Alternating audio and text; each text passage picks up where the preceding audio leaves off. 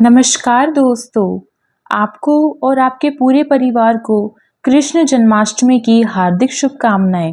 दोस्तों, भगवान श्री कृष्ण आपके ऊपर एवं आपके पूरे परिवार के ऊपर अपनी कृपा बरसाए रखे। तो चलिए दोस्तों, आज हम श्री कृष्ण के जन्म की कथा का वाचन करते हैं।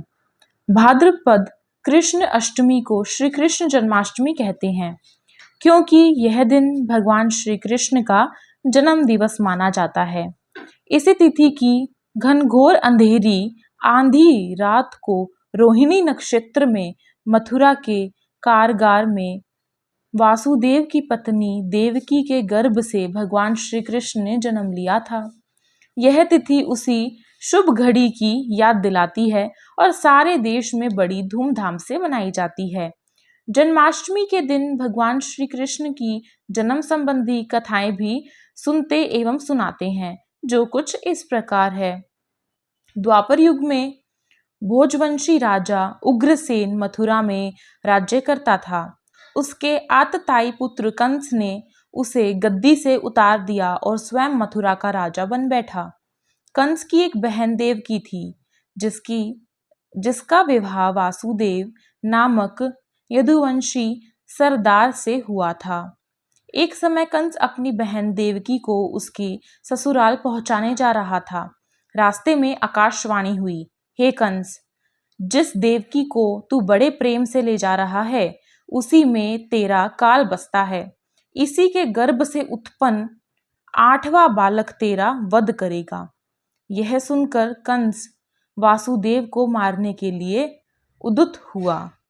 तब देवकी ने उससे विनय पूर्वक कहा, मेरे गर्भ से जो संतान होगी उसे मैं तुम्हारे सामने ला दूंगी।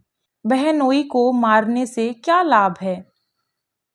कंस ने देवकी की बात मान ली और मथुरा वापस चला गया। उसने वासुदेव और देवकी को कारागृह में डाल दिया। वासुदेव और देवकी के एक एक करके 7 बच्चे हुए और सातों को जन्म लेते ही कंस ने मार डाला। अब 8वां बच्चा होने वाला था। कारागार में उन पर कड़े पहरे बैठा दिए गए। उसी समय नंद की पत्नी यशोदा को भी बच्चा होने वाला था। उन्होंने वासुदेव देवकी के दुखी जीवन को देख 8वें बच्चे की रक्षा का उपाय रचा। जिस समय वासुदेव देवकी को पुत्र पैदा हुआ, उसी समय संयोग से यशोदा के गर्भ से एक कन्या का जन्म हुआ, जो और कुछ नहीं सिर्फ माया थी। जिस कोठरी में देवकी वासुदेव कैद थे, उसमें अचानक प्रकाश हुआ और उनके सामने शंख चक्र गदा पद्म धारण किए चतुर्भुज भगवान प्रकट हुए। दोनों भगवान के चरणों में गिर पड़े। तब भगवान ने उनसे कहा, अब मैं पुनः नवजात शिशु का रूप धारण कर लेता हूँ। तुम मुझे इसी समय अपने मित्र नंद जी के घर वृंदावन में भेजाओ और उनके यहाँ जो कन्या जन्मी है उसे लाकर कंस के हवाले कर दो। इस समय वातावरण अनुकूल नहीं है, फिर भी तुम चिंता न करो। जागते हुए पहरेदार सो जाएंगे, कारागृह के फाटक अपने आप खुल जाएंगे और उफनती अथा उफनती अथा यमुना तुमको पार जाने का मार्ग दे देगी। उसी समय वासुदेव नवजात शिशु रूप श्री कृष्ण को सूप में रखकर कारागृह से निकल पड़े और अथाह यमुना को पार कर नंद जी के घर पहुंचे। वहां उन्होंने नवजात शिशु को यशोदा के साथ सुला दिया और कन्या को लेकर मथुरा आ गए। कारागृह के फाटक पूर्ववत बंद हो गए।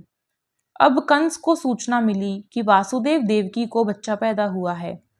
उसने बंदी गृह में जाकर देवकी के हाथ से नवजात कन्या को छीनकर पटक देना चाहा, परंतु वह कन्या आकाश में उड़ गई और वहां से कहा, अरे मूर्ख, मुझे मारने से क्या होगा। तुझे मारने वाला तो वृंदावन में जा पहुंचा है। वह जल्द ही तेरे पापों का दंड देगा। यह है श्री कृष्ण की जन्म कथा। तो दोस्तों, आप सभी को यह जन्माष्टमी की और श्री कृष्ण की जन्म कथा कैसी लगी, कृपया करके हमें कमेंट बॉक्स में ज़रूर बताएं। और आप सभी अपनी मनोकामना की पूर्ति के लिए कमेंट बॉक्स में राधे राधे ज़रूर लिखें। राधा रानी की कृपा आप सभी पर बनी रहे।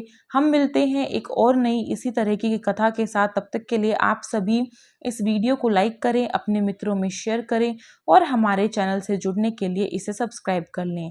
तो दोस्तों, अब मुलाकात होगी एक नई कथा के साथ। तब तक के लिए हर हर महादेव, राधे राधे।